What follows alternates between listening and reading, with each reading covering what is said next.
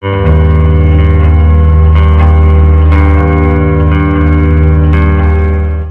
kaibigan, update ko po kayo muli sa lagay ng ating binabantayan tropical storm or bagyong Aghon. Pero bago natin yan ipagpatuloy, pa-like and subscribe po muna at napaka-importante na pahit ng notification bell para notify kayo sa ating mga latest weather update. Maraming salamat. Mga kaibigan, narito na po ang pinaka-latest weather update natin. Patuloy po ang paglakas nito nga pong si bagyong Aghon, and as of now sa ating pinaka-live radar po ay makikita po ninyo na pumalo na nga po etong si bagyong Aghon sa 100 kilometers per hour na lakas po ng hangin. Malapit pa rin po yan sa may sentro na may bugso naman pong pumapalo sa 50 kilometers per hour po. Pa northwestward po ang kilos sa bilis po na 10 kilometers per hour. Mabagal po yung pagkilos niya pa northwestward. Posible mag-stay po ito dito sa may bandang North Luzon mga kaibigan. So sa ilang bahagi po ng North Luzon mga kaibigan, nakataas po ang storm signal number 2 at sa ilang bahagi naman po ay potensyal na papasok na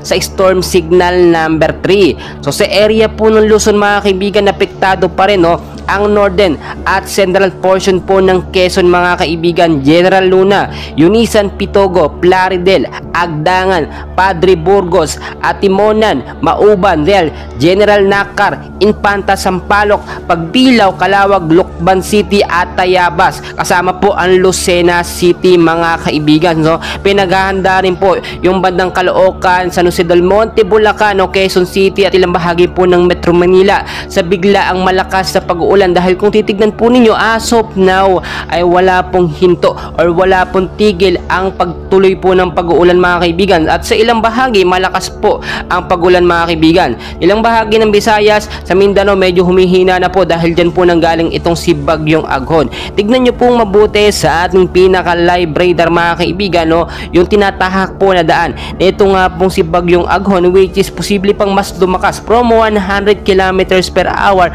Posible po itong pumalo sa 120 kilometers per hour, at dahil nga po nasa 100 kilometers per hour na ang lakas ng hangin niya ay maituturing na po natin ito ngayon bilang isang strong typhoon po na malakas na mga kaibigan. So binabantayan natin yan kung ito nga ba hihina or lalakas pa, dahil nga po ilang araw pa po simula ngayon or pagdating pa po ng Lunes or Martes, saka pa lang po ito lalabas ng Philippine Area of Responsibility natin mga kaibigan. Tingnan nyo mabuti sa ilang bahagi po ng Aurora at eastern portion po ng Bulacan, Rizal, Laguna at Metro Manila, kasama na ang Camarines Norte. 100 to 200 mm po yung tulag pagbuhos po ng ulan dyan mga kaibigan ang nararanasan.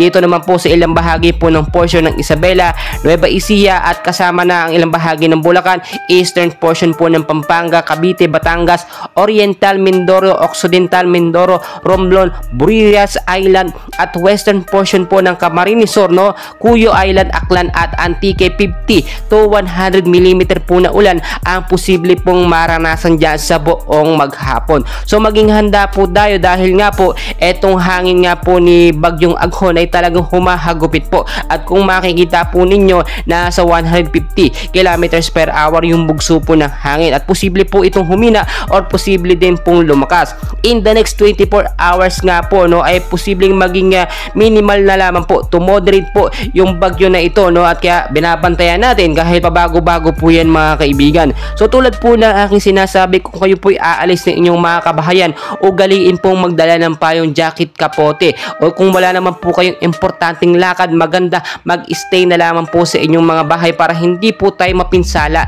nito nga pong si bagyong Aghon. So tulad na aking sinasabi mga kaibigan, unang bagyo po ito at posible mag-stay pa ito depende sa kanyang direksyon. So patuloy ko po kayong i-update mga kaibigan, and please huwag pong kalimutan mag-like and subscribe, at napaka-importante po na pahit ng notification bell